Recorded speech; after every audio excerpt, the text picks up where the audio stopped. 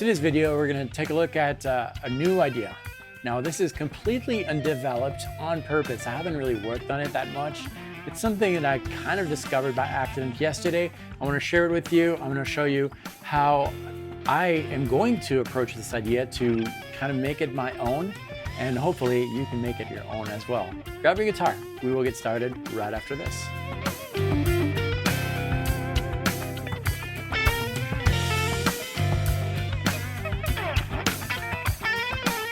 Welcome to the Wallaman Guitar Artistry. My name is David Wallaman, and this channel is all about helping guitar players around the world develop their musical personality on the instrument through various different concepts. Today's concept is new. It's really brand new. I discovered that not that long ago. As a matter of fact, 2 days ago, and I haven't developed it. So not only am I sharing with you a new idea that I'm going to develop, but I'm also going to show you how I would approach development of that idea. It's like something that hopefully will be valuable for everyone. All right, the backing track we're using here, this one right here. Static backing track, simple, groovy. We're in G Dorian. That's the key. Now this backing track, the charts are available for free. The link is below. Just sign up once and you'll get access to the charts, the backing track, and all the other ones on this video. All right, so first, let me show you the concept. The concept is very, very easy. Basically, you're going to bend a note, half step bend, right? Do a half step bend. And while that note is bended, you're going to do a hammer on to the next fret. Simple, right? Okay, now what is happening here is that whatever note I'm bending, I'm making the string a half step above. So this note right here, which is the fourth, happens to be the third string, fourth fret. Well, even though my finger is on that fourth fret, it sounds like a fifth fret. So whatever I do, if I maintain that bend, wherever note I land on, that note is going to be considered a half step above the fret that I'm playing. So here, fourth fret, bend, that sounds like 5. Hammer on 5, that sounds like 6. Okay, and I can do that wherever. Whatever finger. Okay, that's the idea. That's the technique. Now, how am I going to develop that to make it an essential part of my playing, so I don't have to think about the technique, but I just use it as a means of expression? Well, I need to look a little bit about that principle. Bending that note makes that fretted note a half step above. So let's use our logic a little bit. We are in, just a tiny bit, we are in G Dorian, G minor pentatonic. Now, I can find G minor pentatonic, G Dorian notes all over the fretboard. I'm going to limit myself to one zone of the fretboard where I'm developing that technique. We are developing that technique because I haven't developed it yet. So that's under the fretboard. Now you can see that on the charts that you have access to if you sign up below. But right now, that's under the fretboard, the first position of G minor pentatonic between frets 3 and 6, more or less.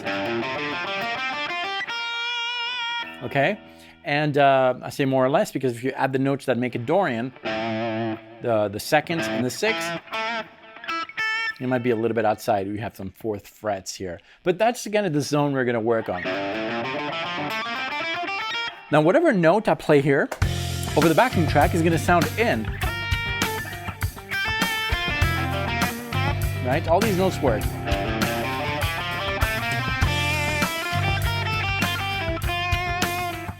Now, the lick was bending a note, so it sounds one fret higher, and then hammering on one fret higher. So the trick here would be to play that lick and really mentally prepare for the landing note, making sure that the landing note is one fret below the fret we're aiming for. Why? Well, rewatch what I just said about the bend technique. You'll understand. You can rewatch this video, but for now, not yet, right? Watch it till the end.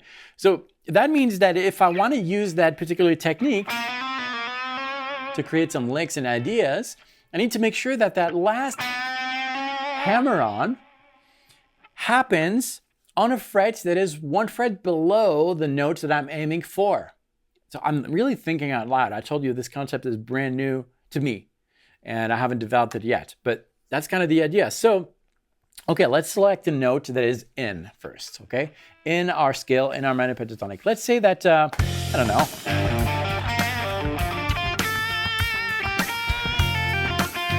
We want to aim for this note. I like this one, the 6th. Okay, we're aiming for that note. So we want to make sure that our last hammer on ends on the 4th fret. Why the 4th? Because that 4th fret is going to be bended. Right there, right?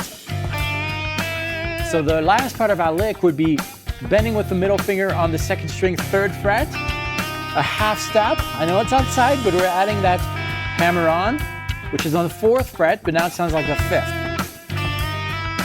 That'll be the end. So maybe I can add some things. Maybe some, I'm thinking chromatic.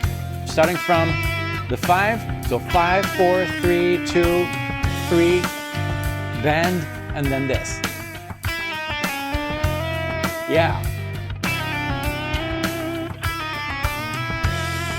Yeah, so I would do this. That's kind of how I develop an idea. I would do this over and over multiple times, making sure that the last really sounds in pitch. That'll be the difficulty.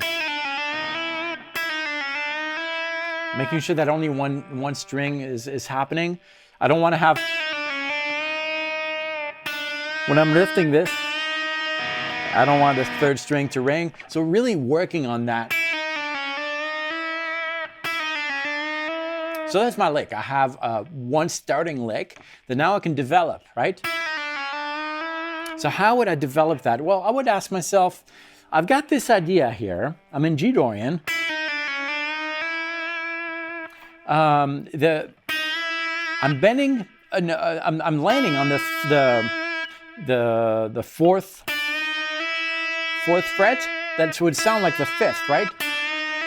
So this lick, in essence, would work on any string that has a note on the 5th fret for the Dorian mode. And guess what? That's all the strings. So that means that this lick should work on any strings. Let's try that. Yeah.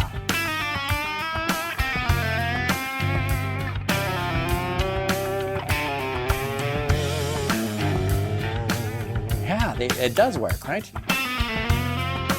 So once I have that, I would try to incorporate that to my normal storytelling experience, my normal improv.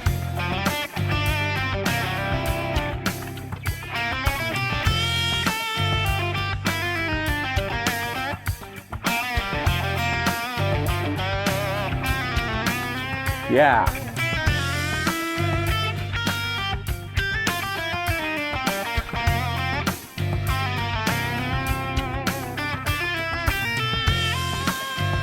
And so forth. And that was just one idea. There are multiple licks, of course, as you know, using this concept that you can explore.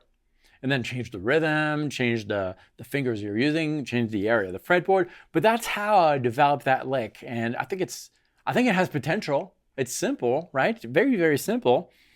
But it triggers some new ideas. And I think that's the most important thing. So what I would recommend you do is sign up below. Get that backing track, the charts, and just focus on that unique concept. When I say unique, I don't mean it's the most innovative concept in the world. No, I mean single. Unique as in single, that single thing. Try to come up with different ideas, different licks that will be in the scale, and then incorporate that to your own playing. So maybe it's like 10 minutes of really hard-focused, pinning down all the licks that you can come up with that technique, and then maybe 5 minutes of just jamming and trying to bring out that thing.